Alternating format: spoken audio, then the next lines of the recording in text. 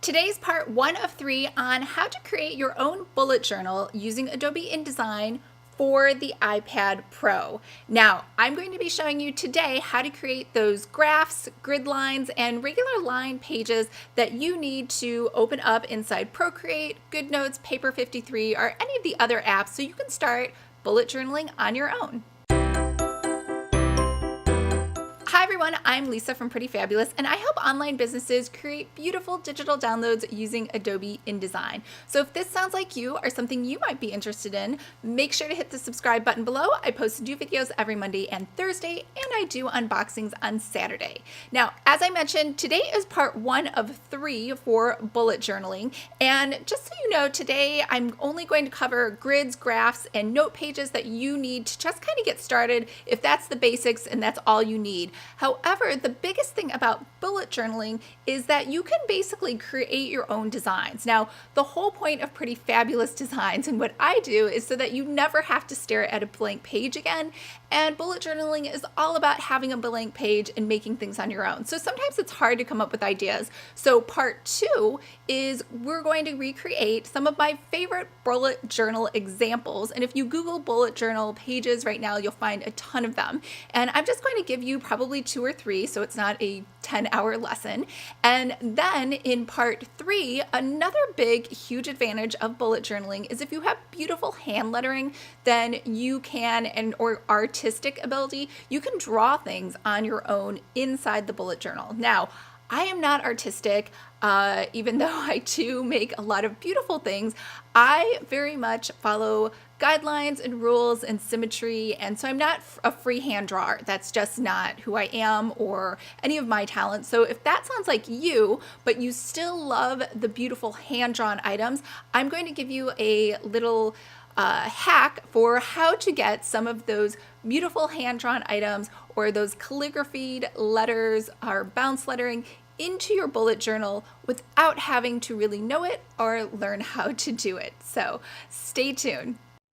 Today I'm going to show you how to create 3 popular bullet journal base pages. And I say base pages because we aren't actually doing any bullet journaling. We're simply using these as the framework for us to create future bullet journals. So the first step is to have the pages. And if you watch my other video on how to bullet journal on your iPad Pro, there are a couple apps that already have this built in there. So make sure to watch that if you want to learn which ones already have dot, grid, and graph papers in there. But not all of them do, and maybe you really like to use, like I do, another app like Procreate, and they don't have these sort of bullet journal pages already pre-built in there. So today I'm going to show you how to create your notes page, your dot grid page, and your graph paper page in Adobe InDesign.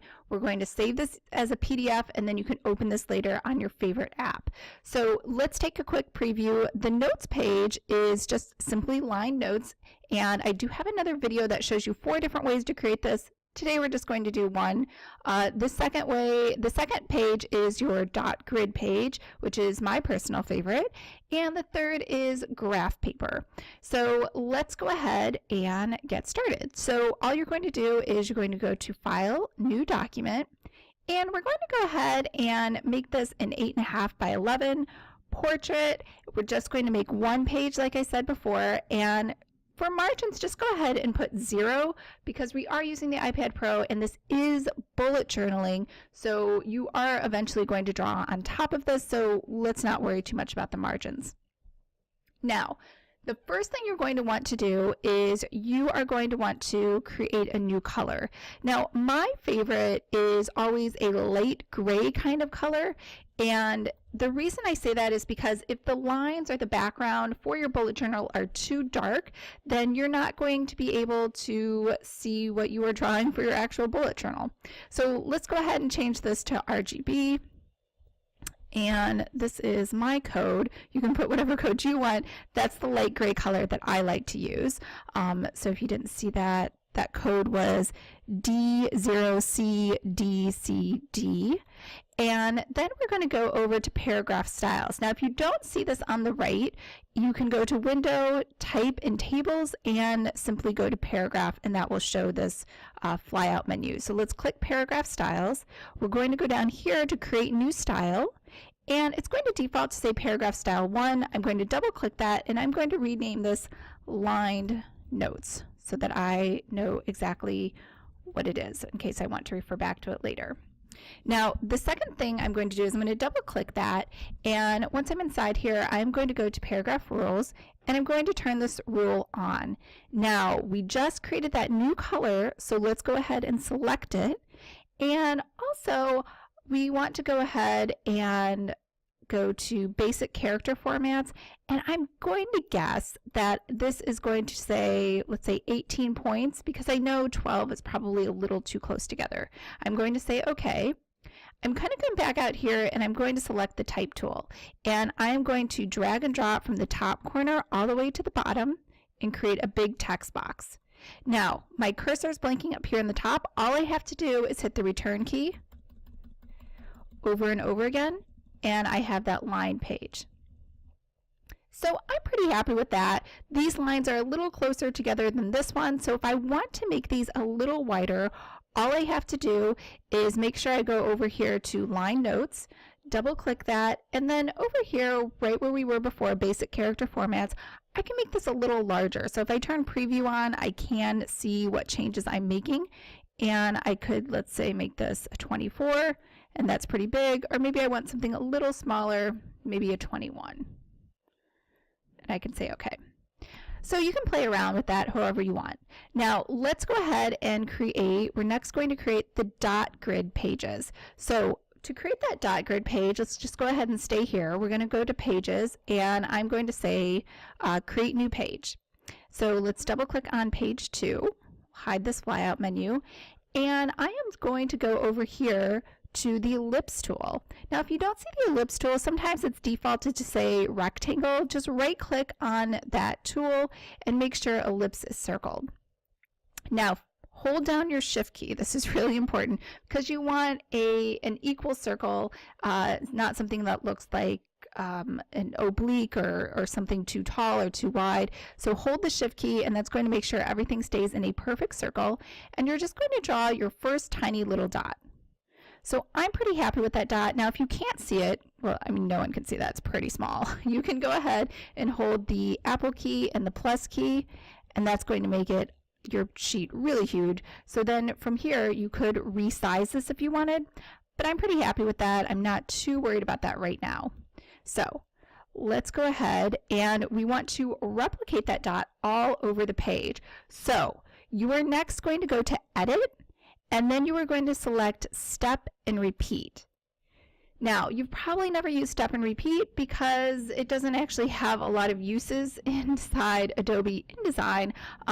So we're going to go ahead and say, I'm going to guesstimate because I really don't know.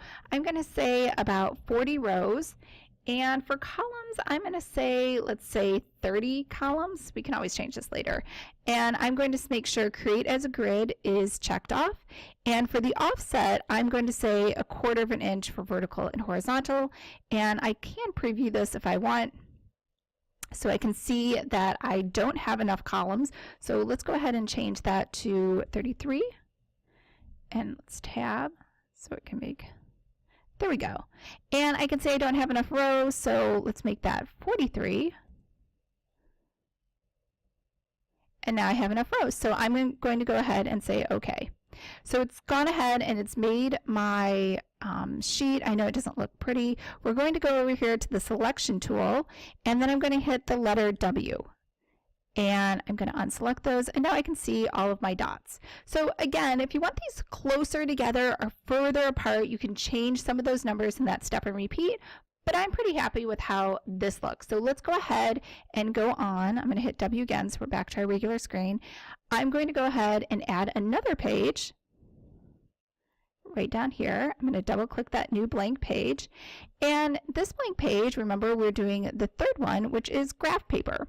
Now, graph paper is simply just a big table. So let me make this page a little smaller so you can see it. So all we're going to do is we are going to go over here to table, and we're going to say create table. And again, I'm going to kind of guess. I'm going to say 47 rows, 30 columns. I don't have to worry about headers and footers because I'm not actually going to type in this table. It's just there to help me make grids. And then I'm going to say OK. So now you can see I have a loaded cursor. So I am simply going to take that mouse and that cursor and drag and drop it from the left to the right to fill up that page. And there's my graph. Now this graph is defaulted to have those black lines. So I'm going to I'm going to select all of it. And I'm going to change these lines so the color is that gray that I just created. There we go. And I'll use the selection tool. So now I can see, I can center this over a little, that my graph paper now has gray lines. So if I hit the W key, now I can see that it has some of those gray lines. So that's the graph paper. Here's my dot grid. And here's my line pages. Now I want to open these pages. So I created this all in one file. Just to show you what this looks like. You might want to create separate files depending on if you just want to keep using a dot grid page over and over again. Now we're going to open these up or save these out as JPEG. So I'm going to go to File, Export, and I'm simply going to make sure the format says JPEG. And this is my line notes page, and I will say save and export that out. And same thing, this is rinse and repeat for the rest of the pages. Same thing for the dot grid. And you can see I've already saved these out as PDFs as well. And that's because different apps can open JPEGs versus PDFs. So we will export this, and this is my graph paper. And I'll say save. Now I'm going to go ahead and save all of these folders that you saw, so both the JPEGs and the PDFs, into my Google Drive so I can retrieve them later. Now if you're using the Chrome browser, you can simply drag and drop these into your Google Drive. You don't have to hit the upload version. So now all of those files are in there, so let's go ahead and switch over to our iPad Pro so we can open those up. Now remember from the other video, there were apps such as NoteShelf that already had dot grids and graph papers already built in there, but Adobe Sketch and Procreate did not. So let's go ahead and use my favorite app, which is Procreate, and we are going to go ahead and select Import. And I remember that I saved this in Google Drive, and let me hunt it down.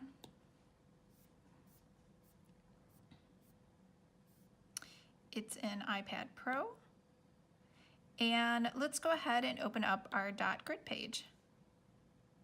So now you can see I have a perfect dot grid, and I can go ahead and add a new layer on top of this so I don't ruin my dot grid. And I can go ahead and start writing anything I feel like writing.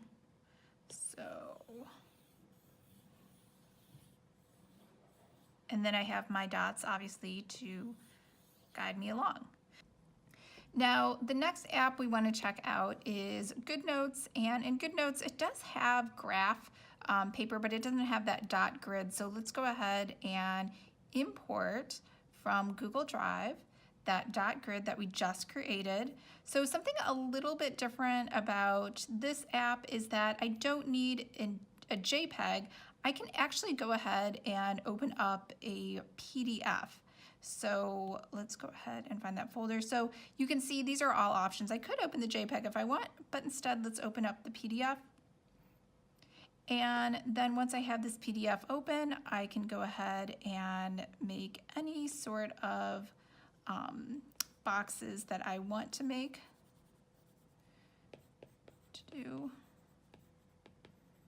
Maybe that wasn't the best color, it's kind of hard to see, but you get the idea. So this is this app, and it's a PDF. So same thing, I could have used the JPEG, but Procreate requires the JPEG, so I always save them out as both. I can open the other folders, the other files we created too, if you want to see that.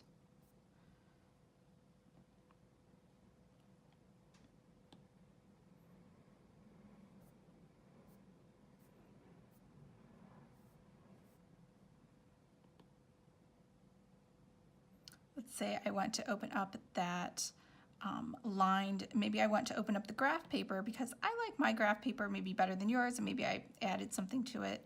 And so now I can start using this over here and creating my Let me change that color. Oh, there we go. This is a better color. And that's pretty much it.